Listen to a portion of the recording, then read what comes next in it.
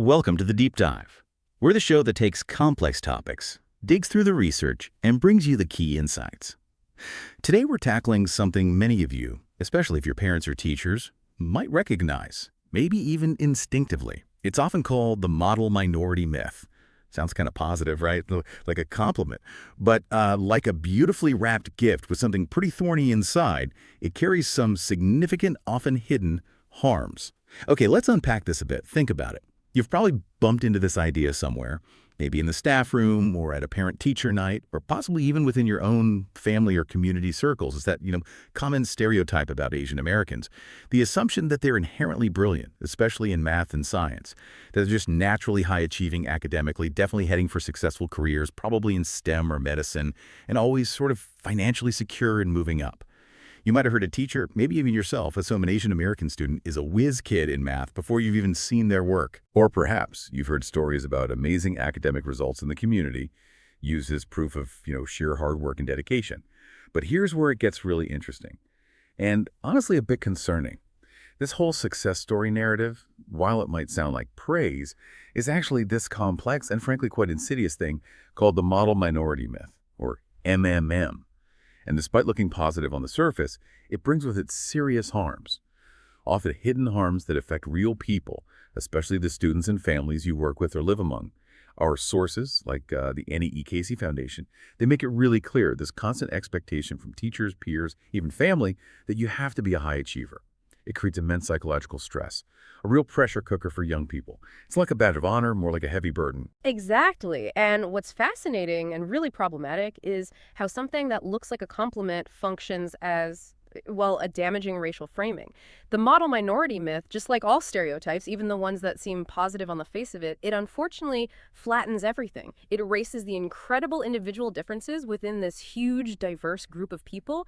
It paints with such a broad brush that it ends up masking really serious underlying issues. It creates this illusion of universal success that's just not the reality for everyone. This isn't just some harmless label. It's a concept with deep roots, socio-political roots, and it has very real-world consequences. It impacts mental health, access to resources, overall well-being, you name it, across many Asian American communities. It basically lumps everyone together, hiding diverse realities and leaving struggles unaddressed. Absolutely. And getting to that deeper understanding, that's really our goal today.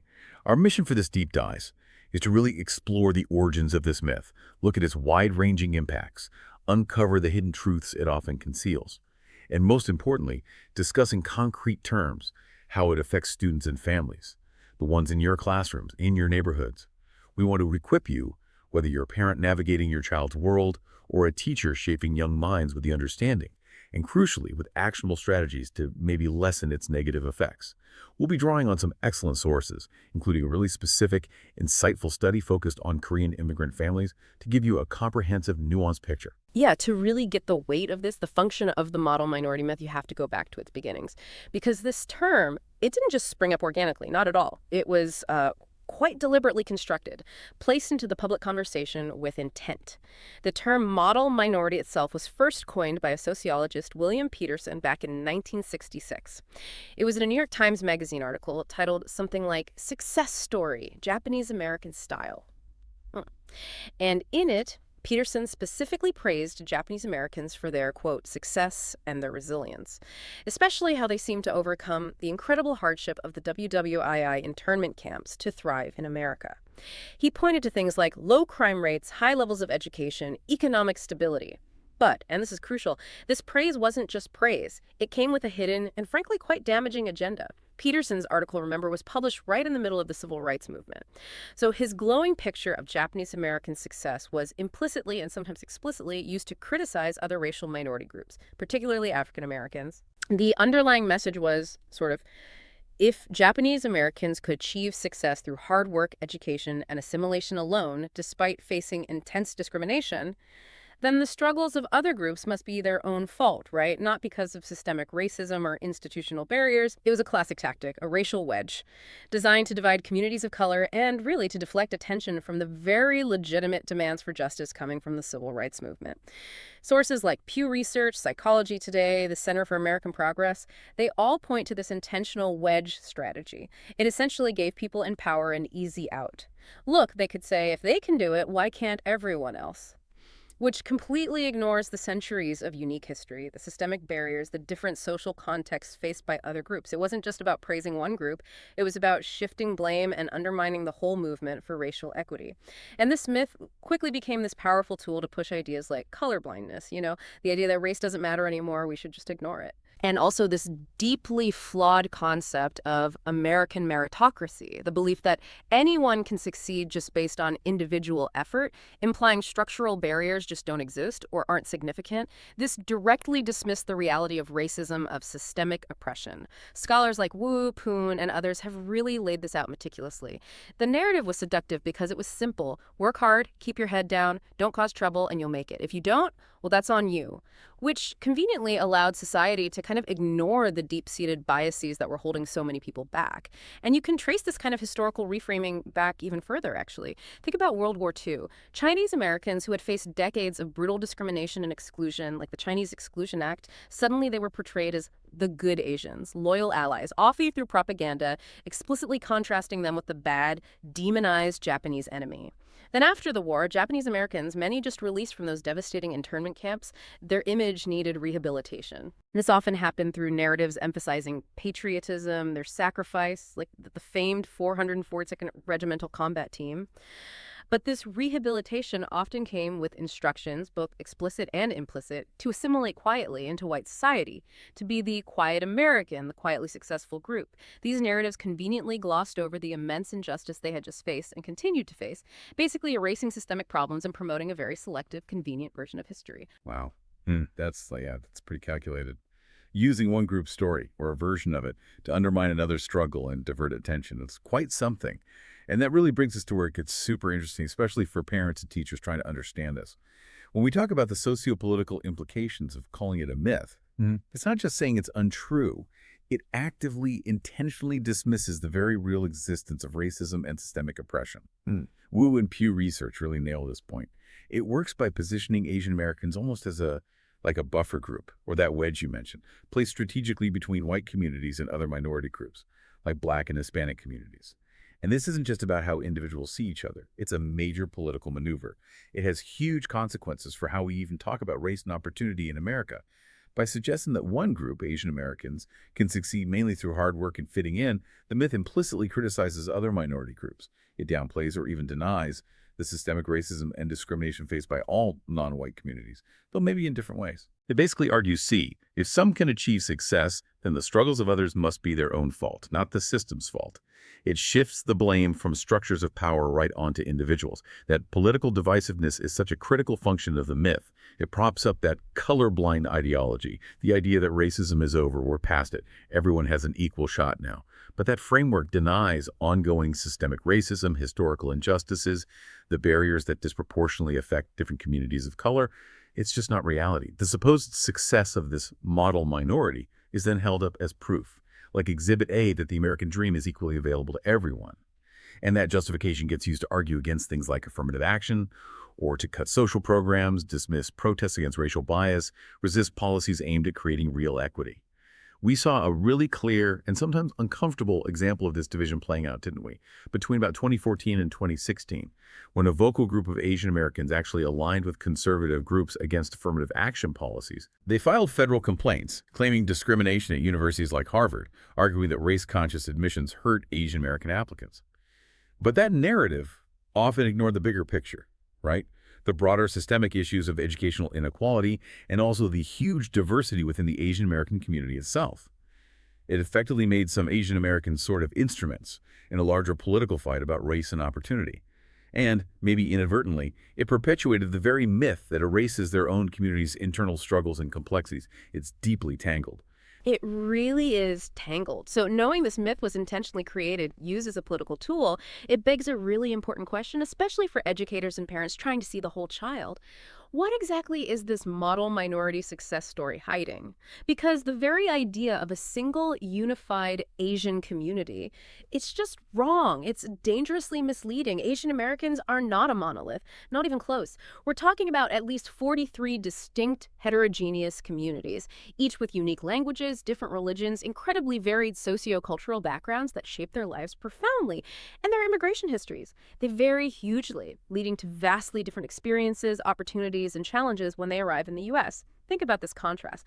Only about 27% of Japanese Americans are foreign-born immigrants. A large majority have been in the U.S. for generations, building roots, maybe accumulating some wealth over time. Now compare that to Burmese Americans. 78% are foreign-born. That points to much more recent immigration, often for very different reasons too, like fleeing conflict, persecution, seeking asylum. Many arrive with very few resources. And then you have large populations from places like Vietnam, Cambodia, Laos, and Hmong communities. Many arrived as refugees after incredibly devastating wars, often with interrupted formal education, carrying immense trauma. This incredible diversity in origin, history, socioeconomic starting points, it means that just lumping everyone together under Asian American and looking at averages, it completely obscures huge, sometimes profound disparities. It's like averaging the income of everyone in North America and Europe and pretending everyone lives the same way. It just doesn't work. You've hit on such a critical point there, and it's one that's so important for parents and teachers to grasp. That aggregated success, it hides massive economic differences. Yes, it's true. As a broad group, Asian Americans have the highest median income. But, and this is a huge, but they also have the largest income gap of any racial group. Let that sink in. The gap between the highest earners and the lowest earners within the Asian American population is wider than for any other group. Our sources, like from Harvard Law School back in 2016, showed the top 10th percentile of Asian Americans earned a staggering 10.7 times more than the bottom 10th percentile. How does that compare? Well, for black earners, the gap was 9.8 times. For Hispanic and white earners, it was 7.8 times. That's a significant difference. So what does this mean on the ground? For families, for communities, it means while some Asian Americans are indeed doing extremely well, contributing to that high average, a really significant portion are struggling, sometimes more acutely than people in other groups realize. Take New York City, for example. Huge, diverse Asian population. Yet reports show Asians, they experience the highest poverty rates of any immigrant group. This isn't some random blip. It reflects the real challenges faced by recent immigrants, folks with limited English skills, those working in low-wage service jobs. These are the families whose struggles are completely masked by that flattering but ultimately harmful model minority label. And when you actually break down the data, look at specific subgroups, the numbers really tell the story. They reveal these hidden realities. Look at median household incomes from 2022. It paints a really vivid picture. Indian Americans, an impressive median of around $147,000. That definitely pulls the overall average up. But then you look at Vietnamese Americans, it's closer to $93,000. Still decent, but a big difference. And then you have groups like Burmese, Hmong, Laotian, and Cambodian Americans who often lag much further behind on both income and education. Think about Laotian immigrants. Many came as refugees after the Vietnam War, often with lower levels of formal education from back home, fewer skills that transferred easily here. They faced huge hurdles integrating economically. Same for many Hmong families, also largely refugees. They frequently experience higher poverty rates because of historical disadvantages, systemic barriers in how they were resettled. These aren't just numbers on a page. These are real families facing daily struggles, huge challenges trying to provide for their kids, and all the while, their difficulties are often completely overlooked because of this pervasive, misleading stereotype. And that hidden reality, it extends right into education too, which makes it so critical for every teacher, every educator to understand. The educational story for Asian Americans, it's far from uniform. While the overall average bachelor's degree attainment is high, 57% compared to the U.S. average of 35%, that aggregate figure hides a massive range. We're talking from a low of 15% to a high of 82% among the different subgroups. That's according to the Annie E. Casey Foundation. So, for instance, people of Taiwanese and Asian Indian descent, they're the most likely to get college degrees. Impressive rates, 82% and 77% respectively. But then you look at groups like Bhutanese, Laotian, Mian, Cambodian, Burmese, Hmong Americans, they're among the least likely. Attainment rates down around 15% to 30%.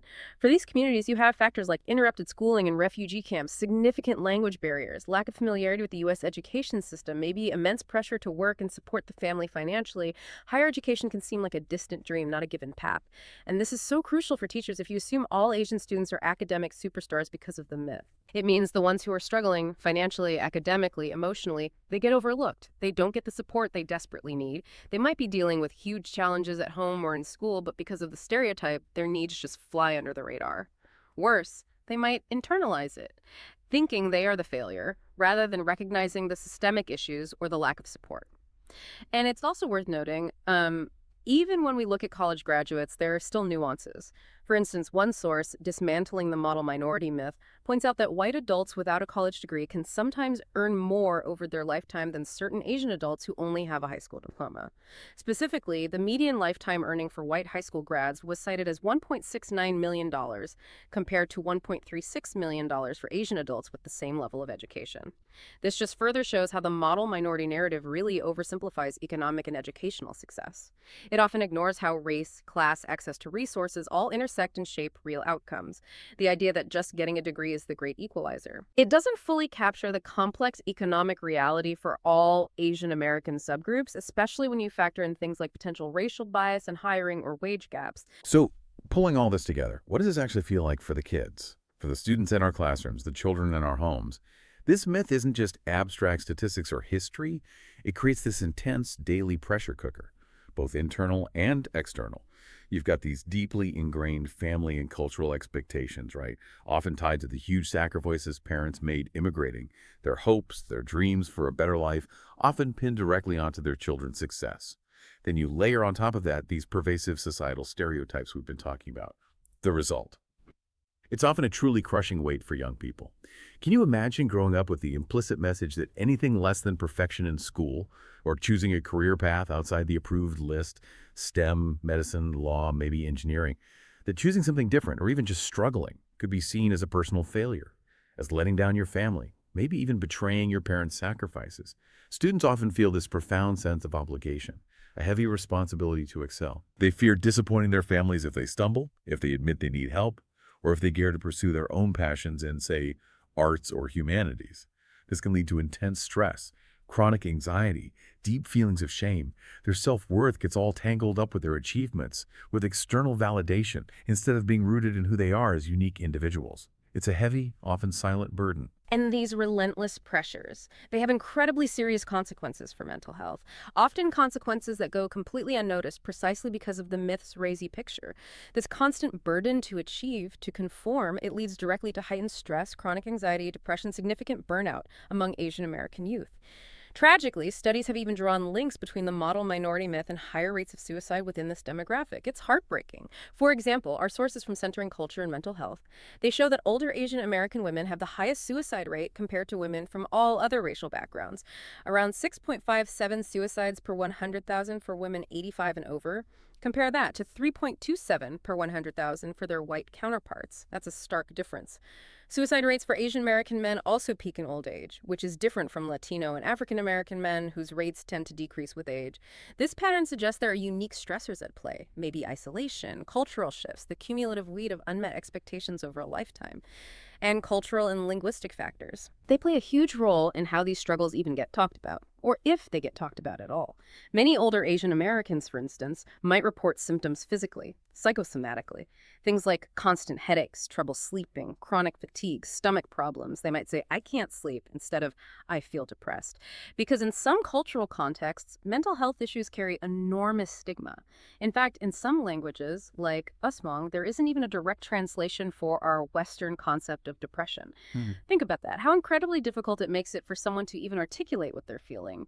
And for others, parents, teachers, doctors, to recognize it and offer the right kind of help, it creates this silent crisis where suffering often gets internalized, pushed down, and goes unaddressed. That difference in how mental health can manifest culturally, that's so vital for parents and teachers to understand. A student might be acting out or withdrawn or complaining of headaches, and it could be masking deeper distress. To really get a handle on how these dynamics play out within families, let's take that deep dive into the specific study you mentioned earlier. Acculturation, enculturation, an internalized model minority myth in Korean immigrant families. Now, this research used Bronfenbrenner's ecological systems theory from way back in 1977. Okay, for those not up on their developmental psychology, Bronfenbrenner's theory is basically a framework. It helps us look at child development by considering all the environmental systems that influence a child, from their immediate family, the microsystem, all the way out to broader cultural values and societal structures, the macrosystem. The idea is that all these layers interact and shape the child. It's not just about the individual, it's about the whole context. So this study looked at what predicts and what results from internalizing the model minority myth within that family unit, the microsystem, and the broader cultural context, the macrosystem, specifically for Korean immigrant families. Right. And the study involved 334 Korean immigrant mother-youth pairs. So they looked at both mothers and their adolescent kids. And it turned up some really critical and frankly quite concerning findings. First, it found that the mothers' focus on achievement, their orientation towards academic and career success was indirectly linked to their kids' academic performance. But the link went through the youth's belief in what the study called unrestricted mobility, which basically means believing that anyone, regardless of background, can achieve anything in America if they just work hard enough. That classic bootstraps idea. So while the parents' focus might lead to good grades, the study suggests this success often hinges on the child buying into this somewhat idealized view of opportunity. And crucially, it wasn't free. There was a cost. Because, more profoundly, the study showed that the mother's internalized model minority myth, the degree to which the mothers themselves bought into the myth, had a direct harmful relationship with their kids' depression levels and antisocial behaviors. Its relationship to academic performance, actually pretty mixed. It wasn't a clear positive despite the intense focus on achievement. And here's the real kicker, the truly powerful finding. The mother's internalized MMM showed greater connections, both direct and indirect, to the youth's outcomes, both the good and the bad, than the youth's own internalized MMM did. That's huge. It suggests that the parental beliefs, especially that internalized myth and the pressure it brings, are functioning more as a source of intense pressure on the kids, rather than just pride or support. Even if it sometimes resulted in academic success, that success often came with the heavy price of higher levels of depression for the teenager. It's almost like parents, through their own experiences, their own internalized beliefs about what it takes to succeed as an immigrant, are inadvertently passing this heavy burden onto their children, and this finding that the mother's internalized myth was a stronger predictor. It likely reflects those strong collectivistic cultural influences you often find in many Korean families, where the family unit, its honor, its reputation is often prioritized. Children are sometimes seen as, well, extensions of the family, carrying its aspirations. When families immigrate, these dynamics can really intensify. Parents might see their children's success academic, career as proof that their own immigration was successful, that their sacrifices were worth it. This can place truly immense pressure on kids to meet these incredibly high expectations, to almost compensate for their parents' struggles, leading to that deep sense of obligation, that fear of disappointing the family.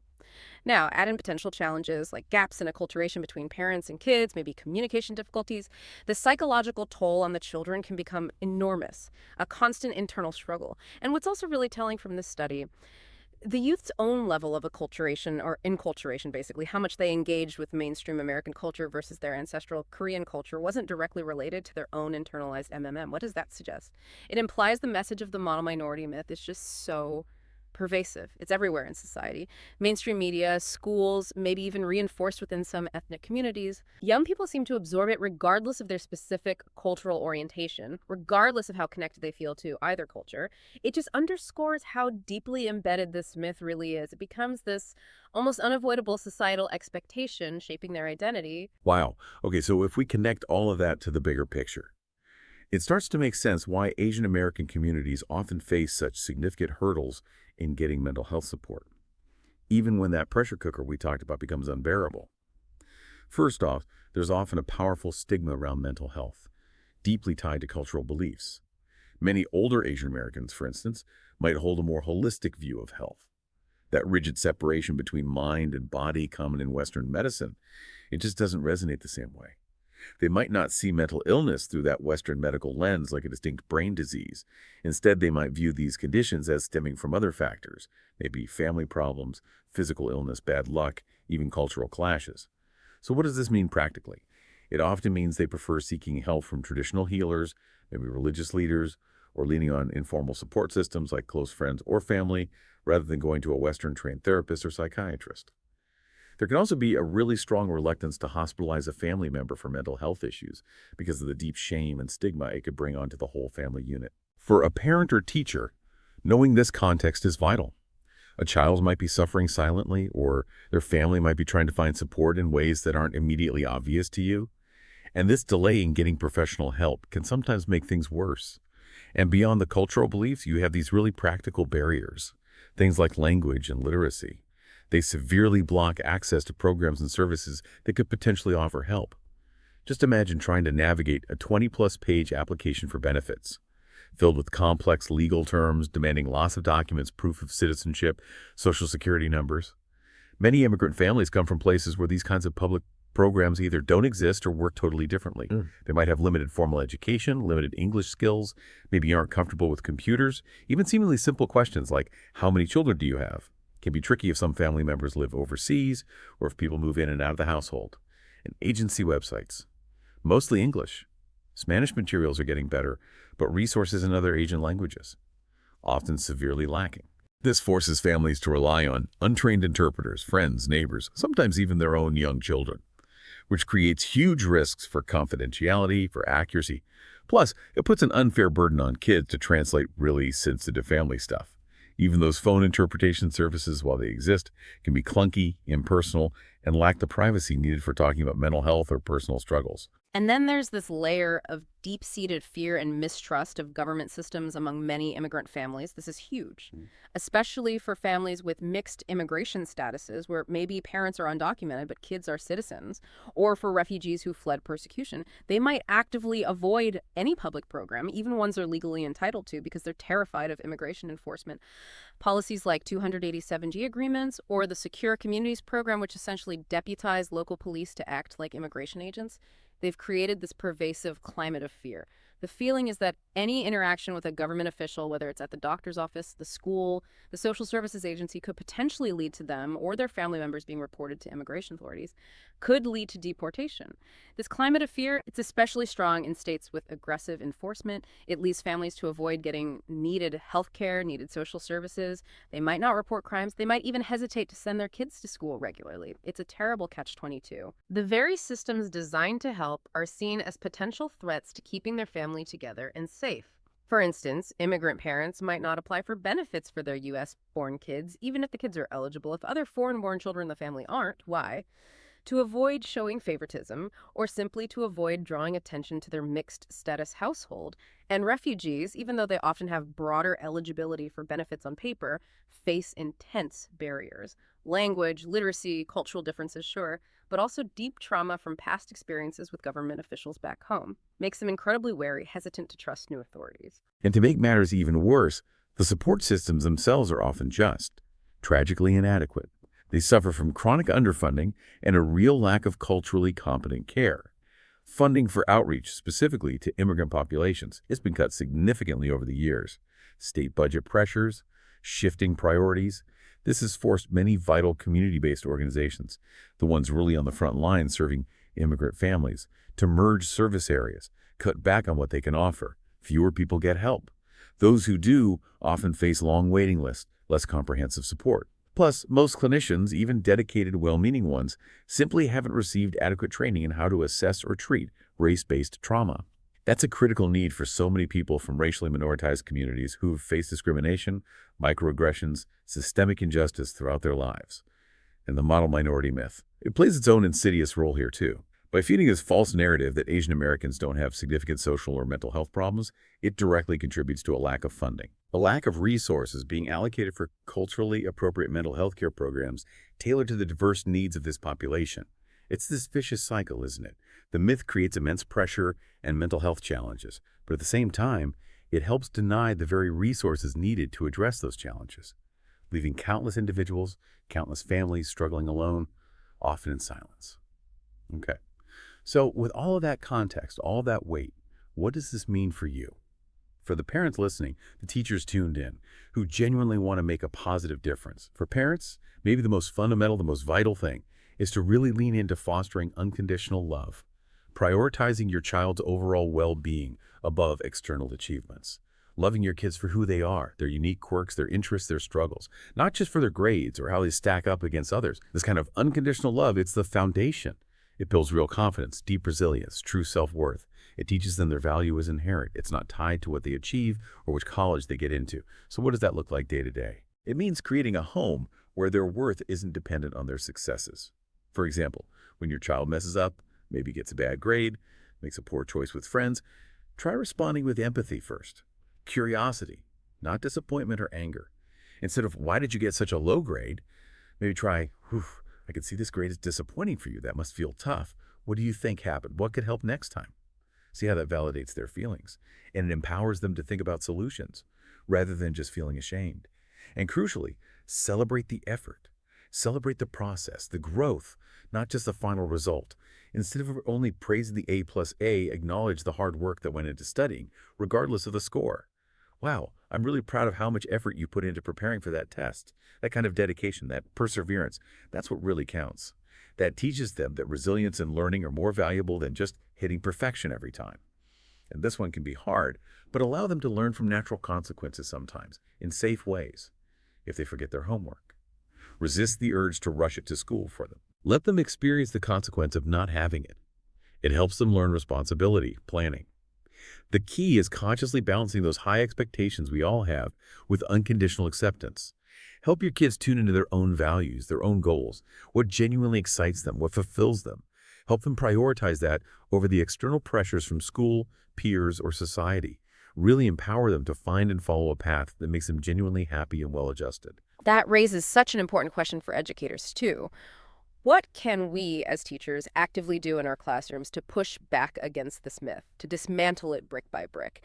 Teachers play an absolutely critical role here. By cultivating a classroom that's more nuanced, more inclusive, more aware, first, and this is key, disaggregate the data. Look beyond that big, unhelpful Asian American category in your school statistics. Advocate for and actually use data broken down by specific ethnic subgroups.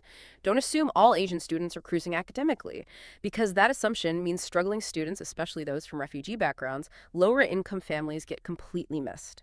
They don't get flagged for the academic help, the emotional support, the language resources they desperately need. If you look specifically at reports for, say, your Burmese students, your Haitian students, your Cambodian students, you might uncover disparities that were totally invisible in the big aggregate numbers. That lets you proactively identify and support those kids. Second, teach a complete history. Don't relegate Asian American stories to just API Heritage Month in May. Integrate diverse histories and narratives throughout the entire school year, and make sure it includes stories of struggle, of resistance, of diverse achievements, not just those sanitized success stories or immigration narratives that erase the challenges. Look at initiatives like Illinois' Teach Act. It requires public schools to teach a unit of Asian American history. That's so important.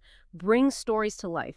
Talk about activists like Grace Lee Boggs, a Chinese American thinker deeply involved in Black Power movements, or Larry Idliong, the Filipino American labor leader who works shoulder to shoulder with Cesar Chavez.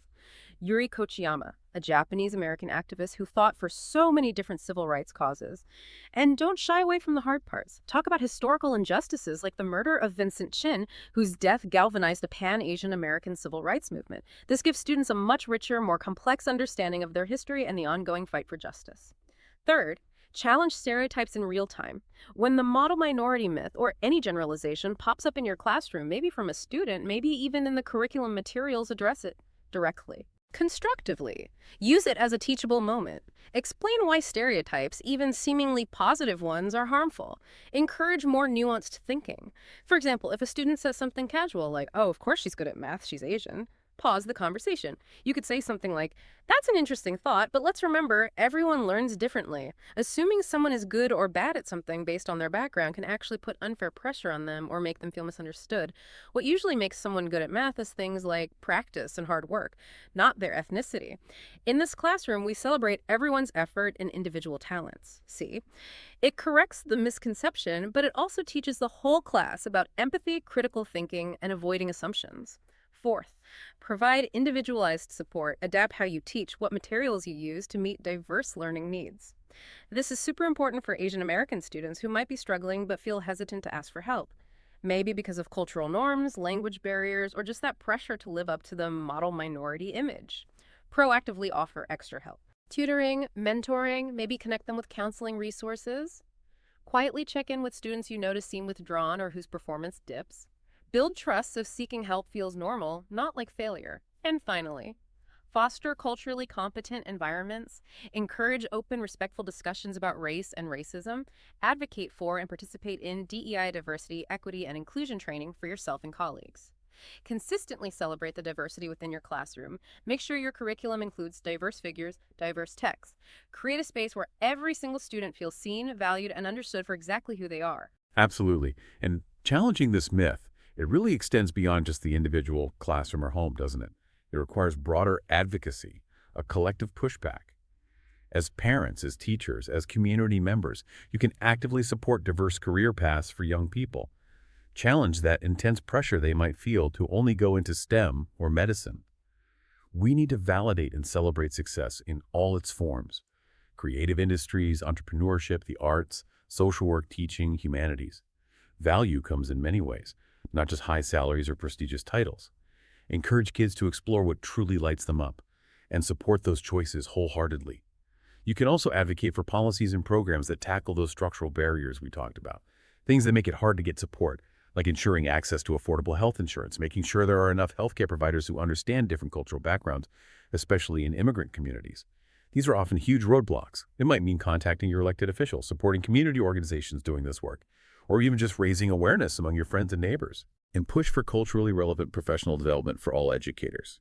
We need teachers who are equipped to understand the diverse backgrounds, the specific challenges, the unique needs of all their students, including Asian American students, moving beyond stereotypes to provide truly effective, equitable support.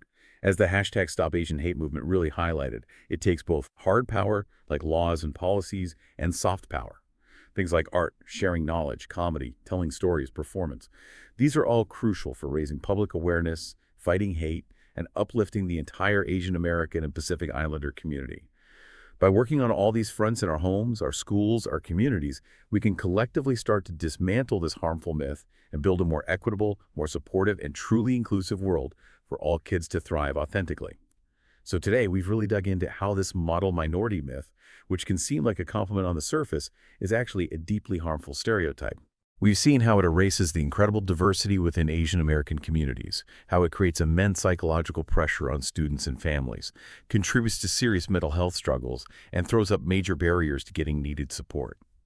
It's definitely complex, rooted in history, kept alive by systemic forces, and it really demands our critical attention, especially from those of us working with young people. It really does.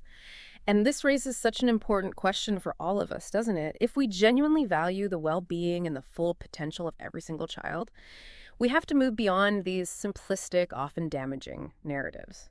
The fact that the model minority myth is still so pervasive, it just underscores how urgently we need a more nuanced understanding of identity, of the diverse challenges kids face, of the critical support systems they need to thrive.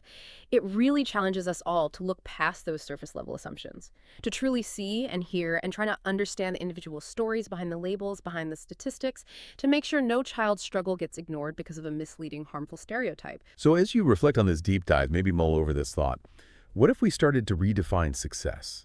Not just by grades or test scores or college acceptances or fitting into some narrow predetermined box, but what if we define success by holistic well-being, by authentic self-expression, by the mental resilience of every child? What would our schools, what would our homes look like if we consciously celebrated the unique journey, the individual talents, the emotional health of each learner, instead of constantly measuring them against some invisible, often damaging and historically biased ideal? Let's take that question with us and continue to champion understanding, empathy, and true equity for everyone.